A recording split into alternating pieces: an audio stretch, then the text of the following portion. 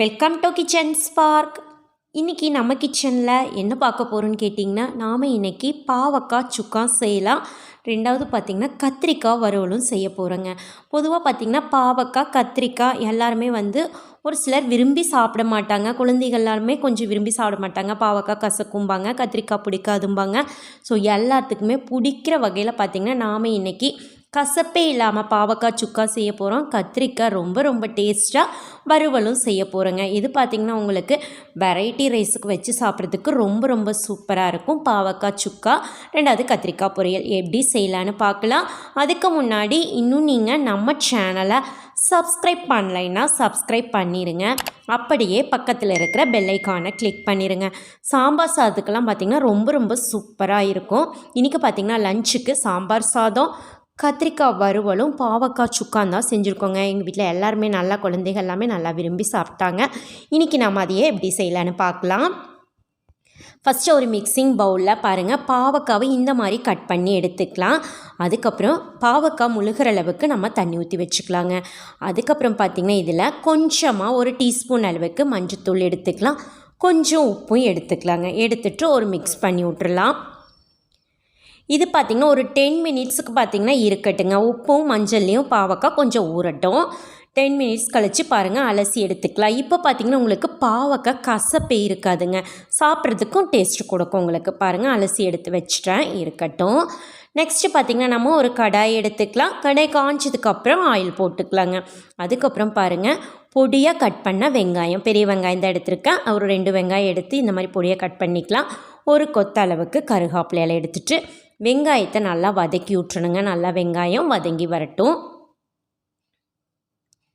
வெங்காயம் நல்லா வதங்கினதுக்கு அப்புறமா நாம் பாவக்காய் அலசி வச்சுருந்தோம்லங்க, அந்த பாவக்காய் இதில் ஆட் பண்ணிவிட்டு கொஞ்சம் மஞ்சத்தூள் ஆட் பண்ணி விட்டுட்டு ஒரு மிக்ஸ் கொடுத்து நம்ம மீடியம் ஃப்ளேமில் வச்சுக்கலாங்க. அடுப்பை பாருங்கள் நல்லா மிக்ஸ் பண்ணி விட்டுட்டு மீடியம் ஃப்ளேமில் வச்சுக்கலாம். தண்ணி ஊற்ற வேண்டாங்க. நம்மளுக்கு சுக்கானா நல்லா உங்களுக்கு பொரியல் மாதிரி நல்லா இருக்கணும். ஸோ அதுக்காக பாருங்கள் கொஞ்சம் நேரம் ஒரு 10 மினிட்ஸ் மீடியம் ஃப்ளேமில் விட்டதுக்கப்புறம் பாருங்கள் கொஞ்சம் நல்லா பாவக்காய் நம்மளுக்கு சுண்டி வந்திருக்குது பாருங்கள்.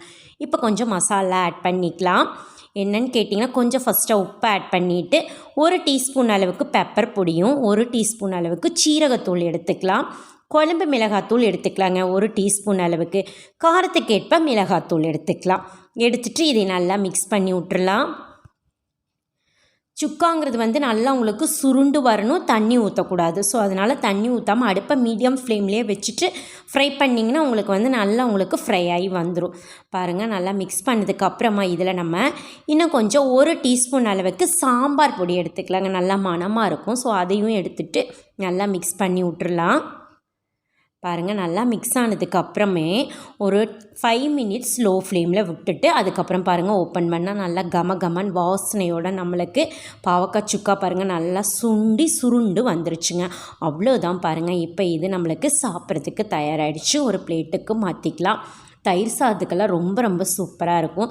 சாம்பார் சாதத்துக்கும் ரொம்ப சூப்பராக இருக்குங்க. பாருங்கள் கசப்பே இருக்காது. இந்த மாதிரி செஞ்சு கொடுத்தீங்கன்னா எல்லாருமே விரும்பி சாப்பிடுவாங்க.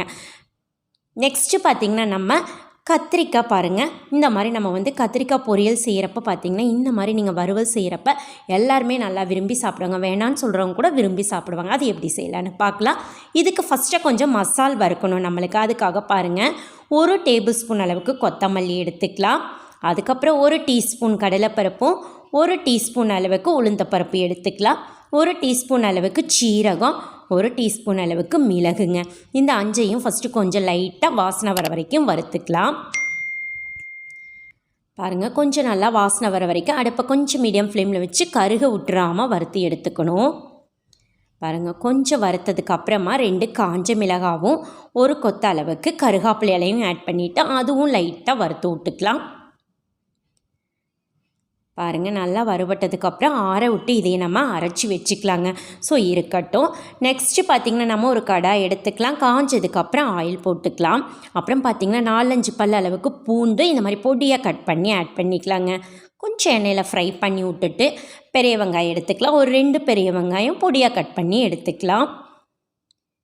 அதையும் நல்லா எண்ணெயில் வதக்கி விட்டுருங்க. நல்லா வதங்கி வரட்டும். பாருங்கள் நல்லா வதங்கி வந்துருச்சு வெங்காயம் நம்மளுக்கு. இந்த டைமில் நம்ம இந்த மாதிரி நீளமாக கட் பண்ணிக்கணுங்க கத்திரிக்காவை. அதை எடுத்துக்கலாம் பாருங்கள். கொஞ்சம் மஞ்சத்தூள் ஆட் பண்ணிவிட்டு தேவையான அளவு உப்பு ஆட் பண்ணிக்கலாம். கொஞ்சம் மிளகாத்தூளுங்க 1 டீஸ்பூன் அளவுக்கு எடுத்துக்கலாம். நீங்கள் காரத்துக்கு ஏற்ப ஆட் பண்ணிக்கலாம். இப்போ இதை நல்லா மிக்ஸ் பண்ணி விட்டுறலாம். கத்திரிக்காய் பார்த்திங்கன்னா உங்களுக்கு கொஞ்சம் குக் ஆகணும், அதனால் தண்ணி ஊற்றி குக் பண்ண வேண்டாம், நல்லா இருக்காது. கொஞ்சம் தண்ணியை தொளிச்சிட்டு நம்ம அடுப்பை நல்லா லோ ஃப்ளேமில் வச்சுட்டு குக் பண்ணிட்டிங்கன்னா சூப்பராக உங்களுக்கு குக் ஆகி வந்துடும். இருக்கட்டும், ஒரு 15 மினிட்ஸ் லோ ஃப்ளேம்லேயே இருக்கட்டுங்க. பாருங்கள், நல்லா உங்களுக்கு கத்திரிக்காய் வெந்துருச்சு பாருங்கள். நல்லா சுண்டி நல்லா வெந்து வந்துருச்சு நம்மளுக்கு கத்திரிக்காய். பாருங்கள், கத்திரிக்காய் வறுவலுக்கு இப்போ நம்ம வறுத்து வச்ச மசாலா நம்ம இதில் ஆட் பண்ணிக்கலாம். பாருங்கள், நான் அரைச்சி வச்சுருக்கேன், அதை இதில் ஆட் பண்ணி விட்டுறலாம். ஆட் பண்ணிவிட்டு அதையும் நல்லா மிக்ஸ் பண்ணி விட்டுறலாங்க. பாருங்கள், நல்லா வாசனையாக இருக்குது மிக்ஸ் பண்ணுறப்ப. இப்போ இது பார்த்திங்கன்னா இதையும் ஒரு லோ ஃப்ளேமில் ஒரு 5 மினிட்ஸ் மட்டும் குக் பண்ணி விட்டுட்டிங்கன்னா உங்களுக்கு கொஞ்சம் மசாலாம் பிடிச்சி வந்துடும். ஸோ கொஞ்சம் நேரம் ஒரு 5 மினிட்ஸ் மட்டும் லோ ஃப்ளேமில் இருக்கட்டும்.